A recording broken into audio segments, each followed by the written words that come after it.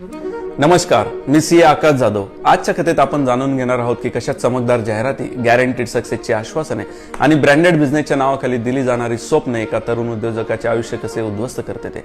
ही कथा आहे मिस्टर प्रवीण यांची। एक प्रामाणिक, मेहनती उद्योजक, साधे सुधे आयुष्य जगणारा, लहान शहर, छोटंसं स्टेशनरीचं दुकान, पण मनात मात्र मोठे स्वप्न, ब्रँडेड बिझनेस करायचा आणि स्वतःचं नाव कमवायचं, असा त्याचा निर्धार होता।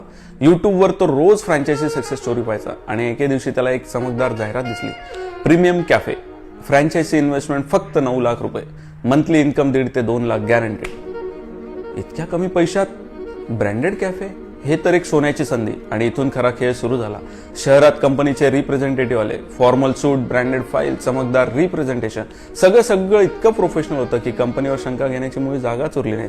त्यांनी त्याला 50+ branches, 30% net profit, social media ratings, CEO interview आणि कॉन्ट्रॅक्ट जे दिसायला भारी पण उपयोग मात्र शून्य, आणि कंपनीची ती जादू line, we will give you everything, you just relax and earn. प्रवीणचा निर्णय जवळजवळ पक्का झाला।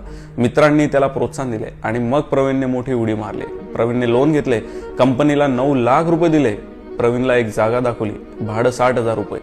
त्यांचं लॉजिक अगदी साधं, प्रीमियम एरिया म्हणजे प्रीमियम प्रॉफिट। प्रवीणनेही त्यावर लगेच विश्वास ठेवला।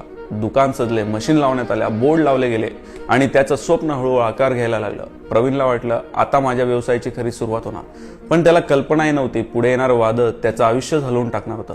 पहिला महिना, डेली कस्टमर 10 ते 12। कंपनीवाले म्हणाले, सर ब्रँड अवेअरनेस व्हायला थोडा वेळ लागतो।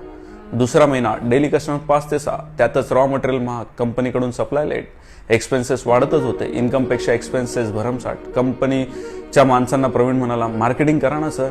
कंपनीचे माणसं थंडपणे बोलले, मार्केटिंग करणं हे तुमचं काम आहे सर। प्रवीण यावर म्हणाला, पण तुम्हीच तर मला गॅरंटेड प्रॉफिट दिला आहे ना। कंपनी बोलली, अरे ॲग्रीमेंट नीट वाचा सर, गॅरंटी हा शब्द कुठे लिहिलेला नाहीये। हेच एक वाक्य आणि प्रवीणच्या स्वप्नाचा पहिला मोठा धक्का। रेंट, इलेक्ट्रिसिटी, सॅलरी सगळं प्रवीणच्या खांद्यावर, इन्कम जवळपास शून्य। तो कंपनीला फोन करतो आणि पहिलीच ओळ ऐकतो, सर वी आर रिस्ट्रक्चरिंग। यानंतर सर्व काही भयंकर, वेगाने कोसळलं, वेबसाईट बंद, ऑफिस गायब, फोन स्विच ऑफ, क्षणात सर्व अंधारात। आणि मग उघडलं ते थरारक सत्य, संपूर्ण भारतात 300+ लोक याच फ्रँचायझी स्कॅम मध्ये फसले होते। प्रवीणचं नुकसान 9 लाखांवर थांबलं नाही, EMI आणि लॉसेस मिळून 25-30 लाखांचा प्रचंड धक्का। त्याचं स्वप्न जे त्याला पुढे नेणार होतं तेच आज अचानक भयानक वादळ होऊन त्याचं आयुष्य उद्ध्वस्त करून गेलं। कथेचा मेसेज अगदी स्पष्ट आहे, फ्रँचायझी म्हणजे गॅरंटीड इन्कम नव्हे। फेक रिव्ह्यूज आणि फेक सक्सेस स्टोरीजच्या चमकेखाली मोठे ट्रॅप्स लपलेले असतात।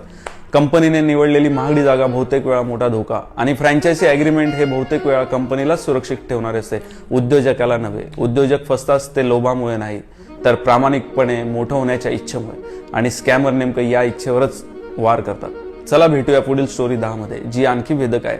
कर्जमुक्त होण्यासाठी घेतलेले कर्ज आणि एक कुटुंबाचा कोसळलेला संसार। Thanks for watching.